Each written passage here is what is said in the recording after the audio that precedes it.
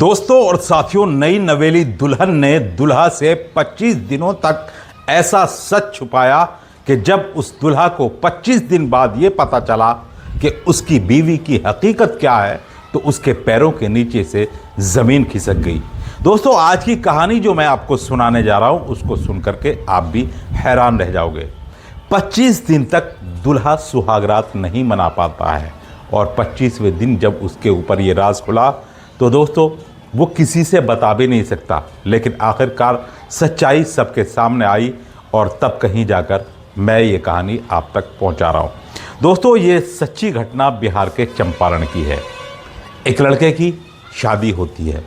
हर लड़के का अरमान होता है कि वो शादीशुदा ज़िंदगी गुजारे, उसके बच्चे हो, बीवी के साथ उसकी अच्छी बॉन्डिंग हो और सही तरीके से उसकी ज़िंदगी गुजरे। लेकिन जब किसी को ये पता चले कि उसकी बीवी एक औरत नहीं है बल्कि एक किन्नर है तो क्या गुजरेगी उसके ऊपर। ऐसा ही उस लड़के को भी शौक लगा था।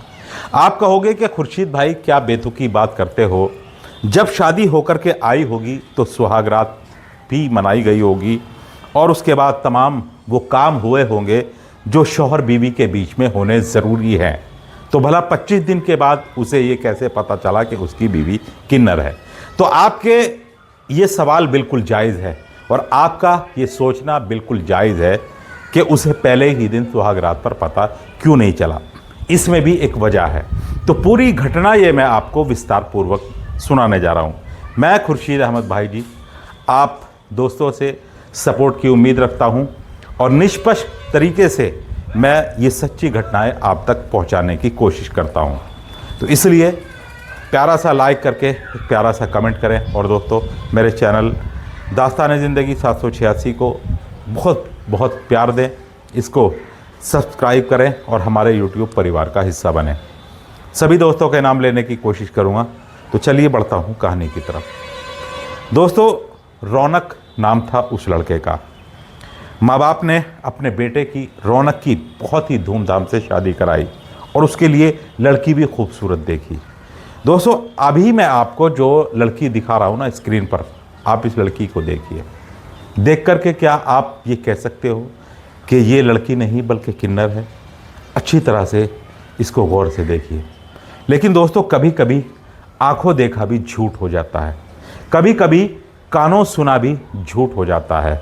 और जब इस तरह की घटनाएं सामने आती है ना तो ये मिसालें सच हो जाया करती है कि आंखों देखा और कानों सुना भी झूठ होता है। माँ बाप ने अपने बेटे रौनक के लिए जिस लड़की को पसंद किया था वो लड़की बेहद ही भला की खूबसूरत थी, हसीन थी। ऐसा लग ही नहीं रहा था कि ये लड़की नहीं बल्कि एक लड़का है, बल्कि और पूरी तरह से वो किन्नर भी नहीं थी। मतलब लड़का, जिस तरह से कुछ लड़कों के हाव भाव लड़कियों जैसे होते हैं, उनकी अंदर की मानसिकता जो होती है ना वो सब कुछ लड़कियों की तरह होती है। उनका शरीर का चलना फिरना, आवाज़, बोलचाल और शरीर का डील डॉल जो है ना वो लड़कों जैसा नहीं होता बल्कि लड़कियों जैसा हो जाता है। तो बहुत सारी चीज़ें होती हैं किन्नर के अंदर भी। बड़े बड़े खूबसूरत किन्नर होते हैं, तो ऐसी कोई बात नहीं, आप उनको पहली नज़र में देखकर पहचान भी नहीं सकते कि ये लड़की नहीं है बल्कि कोई किन्नर है। तो अब रौनक के माँ बाप ने अच्छा ही देखा अपने बेटे के लिए कि बढ़िया लड़की है। असल में इसमें एक चीज़ ये रही कि लड़की वालों ने भी उनको नहीं बताया कि उनकी बेटी नहीं बल्कि किन्नर है। पता नहीं क्या वजह रही होगी, क्यों वो ऐसा करना चाहते थे। ये तो तमाम तथ्य सामने आने के बाद जब ये सच्चाई खुली और ये मामला पुलिस में पहुंचा तब जाकर के ये भेद खुला। उसके बाद क्या होता है कि बारात गई रौनक की और सारी रस्में धूमधाम के साथ अदा की गई। बड़े आतिशबाजी हुई और सारी चीज़ें जो है वो खुशी के साथ मनाई गई। दुल्हन विदा होकर के दूल्हा के यहाँ पहुँच जाती है। आखिरकार ये जंग जीत लाता है रौनक। अपनी दुल्हन को लेकर के बहुत ही एक्साइटेड और बहुत ही खुश था वो। सुहागरात पर जब पहुँचा कमरे के अंदर तो देखा कि दुल्हन सिमटी हुई बैठी है। दुल्हन के बेड के पास खड़ा हो गया, कुछ देर तक निहारता रहा, फिर बड़ी हिम्मत करके वो बेड पर बैठा, घूंघट उठाया। यहाँ तक भी सब कुछ ठीक ठाक था। दूध का गिलास बीवी ने उठा करके अपने शौहर को दिया, यानी अपने पति को दिया। वहाँ तक भी सब कुछ ठीक ठाक चलता रहा। तमाम बातें हुई, यहाँ तक भी सब कुछ ठीक ठाक चला। लेकिन जब नंबर आया असली रस्म निभाने का, जो शादी के बाद शौहर बीवी को निभानी होती है, यानी हम बिस्तर होने की, तो अब दुल्हा यानी रौनक अपनी बीवी से कहता है कि अब हमें अपनी ज़िंदगी की शुरुआत करनी चाहिए। बातें भी हो गई, मैंने तुम्हें जान लिया, तुमने मुझे जान लिया, सब सारी चीज़ें हो गई, अब इस रस्म को भी अदा किया जाए। तो दुल्हन कहती है कि हमारे आगे सारी ज़िंदगी पड़ी है, लेकिन मैंने सुना है कि जब किसी लड़की को पीरियड आते हैं तो ये काम नहीं होना चाहिए, और मेरे पीरियड आज ही शुरू हुए हैं और मुझे 7 दिन तक पीरियड रहते हैं। दोस्तों, यहाँ आपको ये बताना भी ज़रूरी है कि हर लड़की को मासिक धर्म आता है, यानी महीना होते ही उसको पीरियड शुरू होते हैं। किसी को 7 दिन, किसी को 5 दिन, तो कम से कम 3 दिन। 3 दिन से कम पीरियड नहीं होते, उससे ऊपर 4 दिन 5 दिन में ख़त्म हो जाते हैं किसी के 7 दिन भी लगते हैं।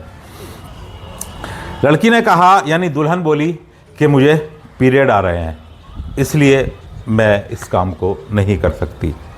बाकी आपकी मर्ज़ी है, अगर आप नहीं मानोगे या मेरे साथ ज़बरदस्ती करना चाहते हो तो इसमें डॉक्टर कहते हैं कि अगर आदमी पीरियड में औरत के साथ कुछ इस तरह का काम करता है तो उसमें नुकसान होते हैं।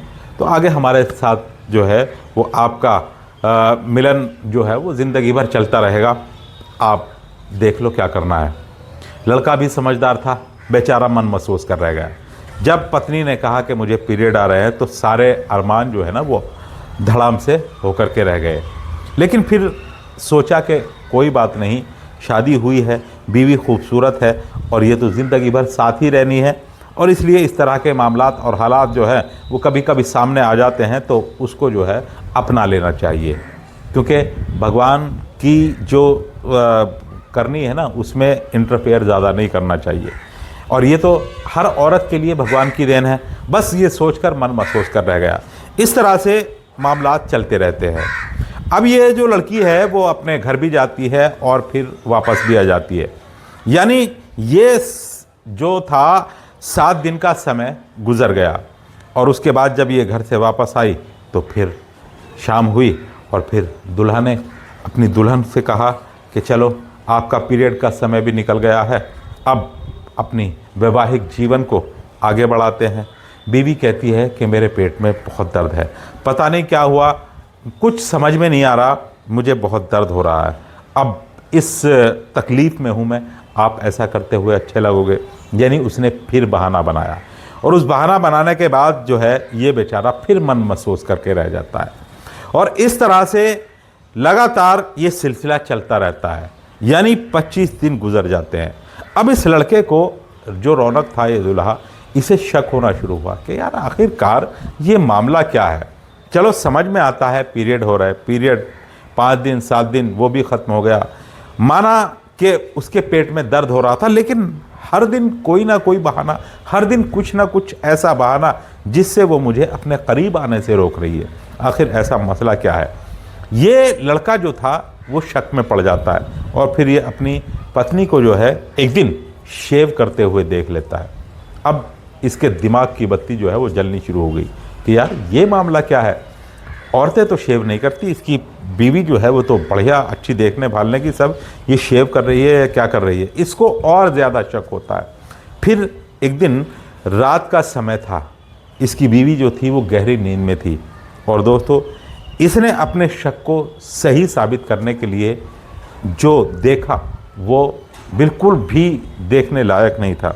यानी रात के समय बेखबरी में सोते हुए पत्नी के इसने कपड़े खोल दिए, और ये आराम से खोलने के बाद देखना चाहता था कि वाकई जो मेरी पत्नी है वो औरत ही है या कुछ और है, क्योंकि जब इसने शेव करते हुए देखा था तो इसे यकीन हो गया था, और फिर ये शक गहराने लगा था कि कहीं औरत के नाम पर उसको कोई किन्नर तो नहीं भेड़ दिया गया है, उसकी बीवी कोई किन्नर, हिजड़ा या कोई लड़का तो नहीं है। और जब उसने उसके कपड़े खोल करके देखे तो उसकी आंखों में आंसू आ गए, क्योंकि शलवार के अंदर जो उसने देखा वो शायद बताने लायक नहीं है। तब ये भेद खुला। अब इसने जो है वो हंगामा शुरू कर दिया। ये जो किन्नर इसकी दुल्हन थी ये रोने लगी। इसने अपने पति को समझाने की कोशिश की कि क्या करूं, मेरी शक्ल सूरत सब कुछ जो है वो लड़कियों जैसे हैं, सब कुछ है, लेकिन मुझे भगवान ने लड़की नहीं बनाया, मैं पूरी तरह से लड़की नहीं हूँ, लेकिन मैं तुमसे शादी के बंधन में बंधी हूँ, मैं तुमसे बहुत प्यार करती हूँ, मुझे छोड़ना मत। लेकिन लड़का रौनक जो है वो किसी भी तरह से मानने के लिए तैयार नहीं था।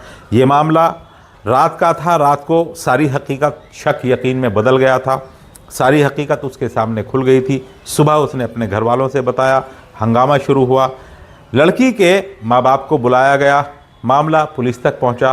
पुलिस दोनों तरफ से जो है वो मामले को सुलझाने की कोशिश कर रही है, और इधर लड़के पक्ष वाले कहते हैं कि जी लड़की वालों ने अपनी लड़की को यानी किन्नर को धोखे में, हमें धोखे में रखा, सही जानकारी नहीं दी, ज़बरदस्ती या धोखे से हमें ब्याह दिया इसके साथ।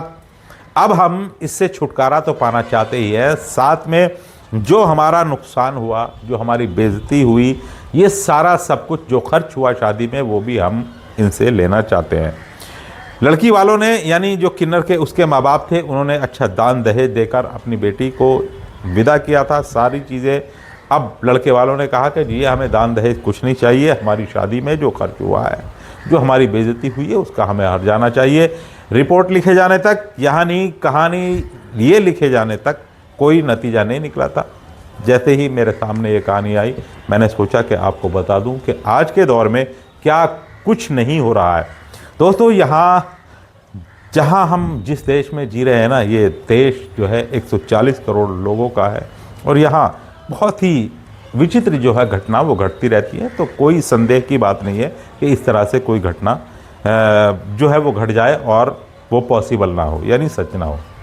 तो आगे भी इस तरह की घटनाएं मैं आपको बताता रहूँगा दोस्तों। सबसे पहले अब उनका नाम जो मुझे सबसे पहले जिन्होंने सब्सक्राइब किया इस चैनल को, राव मोहम्मद यासीन लाहौर पाकिस्तान से हैं, और मोहम्मद रऊफ़ वाइफ है नाहिद बानो हैदराबाद से हैं, राजवीर सिंह पोसवाल एडवोकेट बेटा है रजत पोसवाल, पत्नी ममता बैसला बगौल तहसील हसनपुर ज़िला अमरोहा से, अब्दुल हादी तकदीस फातमा डॉक्टर अब्दुल समी कुली बाज़ार कानपुर से हैं। चलिए दोस्तों, कल आपको फिर किसी नई स्टोरी में मिलूँगा, तब तक के लिए खुदा हाफिज़, जय हिंद, जय।